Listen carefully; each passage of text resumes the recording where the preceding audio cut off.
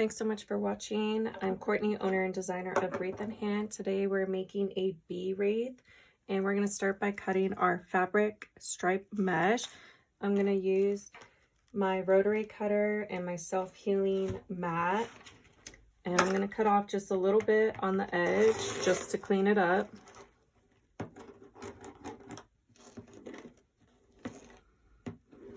And then we're going to cut 12 pieces at 20 inches. So I'm just going to roll it out to 20 inches.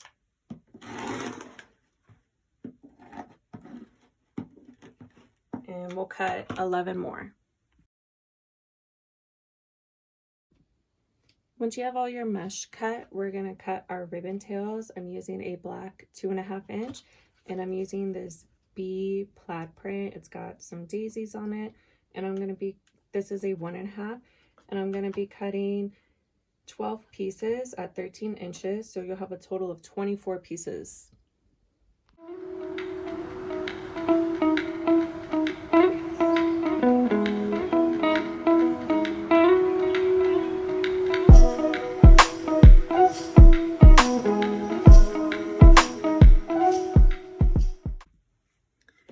Once you're done cutting all of your ribbon tails, we're going to wire up our wreath frame. I'm using a 14-inch frame, and the style wreath I'm making today is a pancake style wreath. It's a thin wreath that is intended for a storm door, but they're also great for craft shows because they are more affordable. So if there's a couple options for you. So what I'm going to do is I'm going to go ahead and attach a chenille stem on each of these cross frames. And then in between the cross frames on the bottom two, I'm going to add a chenille stem there as well.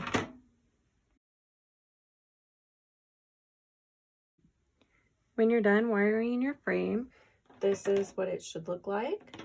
We're going to add our mesh in next. I'm going to do ruffles, but I'm just going to fold in the edge just a tiny bit. This mesh is really soft, and I'm just going to scrunch my fingers up towards me, and I'm just going to keep that other side folded down a little bit. And if it's not straight on both sides, you can just gently pull on it to even it out. You can do that on the frame as well. I'm going to put it right on top of the chenille stem, and I'm not going to tighten it all the way down just because we're going to add the ribbon after. And I'm going to overlap the mesh, one side on top of the other.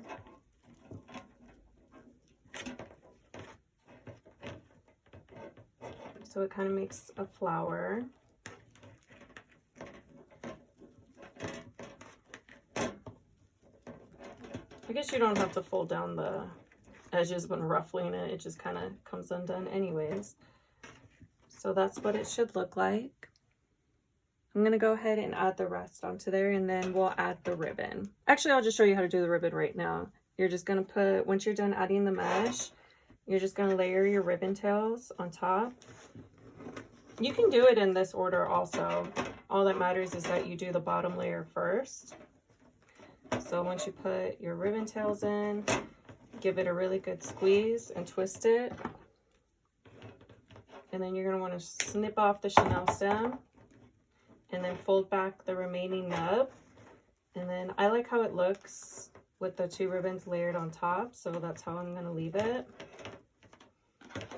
And that's what it should look like. You're going to do that for the entire bottom row, and then we'll do the same thing on the top.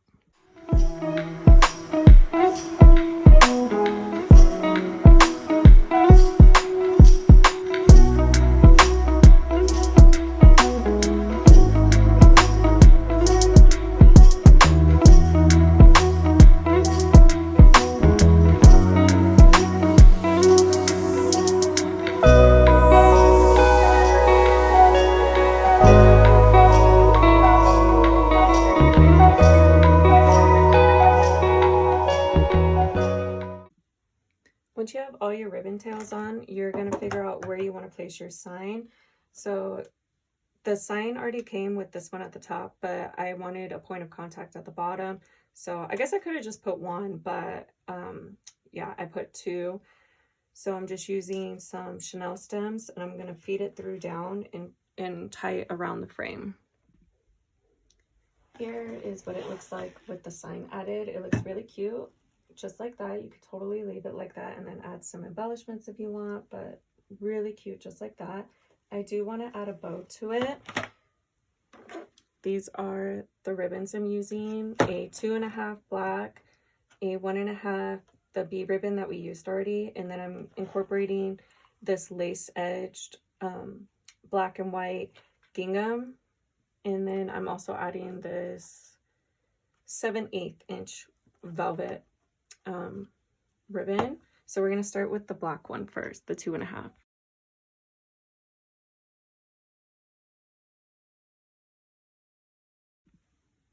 Here's what the bow is looking like. The 2.5 inch ribbon is a 5.5 inch loop, one on each side, and it's an 8 inch tail. The bee ribbon is an 8 inch tail, and then I just did a 5 inch loop on each side. Next, we're going to use the other 1.5 inch ribbon. I'm going to do the same thing. I'm going to make an 8 inch tail, and then for this one, I'm going to make a 4.5 inch loop.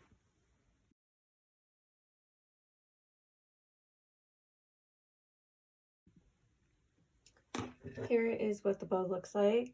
The white velvet ribbon, I did a 3.5 inch loop, one on each side, and I'm also going to be dovetailing my ribbon tail. So you just fold it over and then you cut up towards like the open side so it makes the V cut.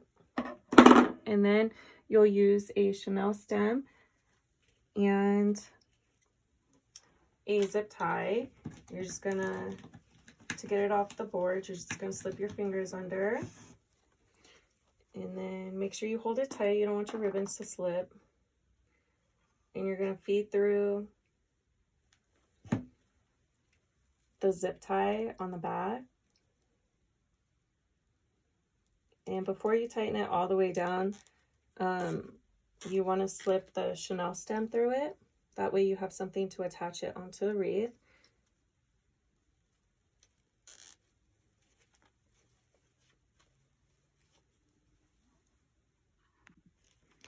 Here it is, which is with the bow added. It looks so cute like that. I love this pattern on it.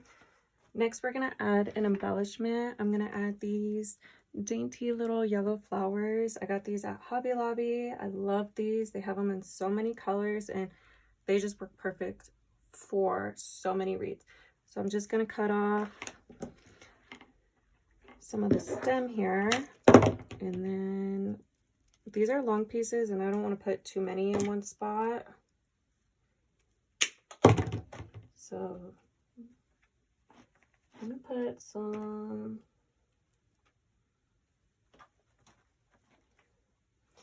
cute.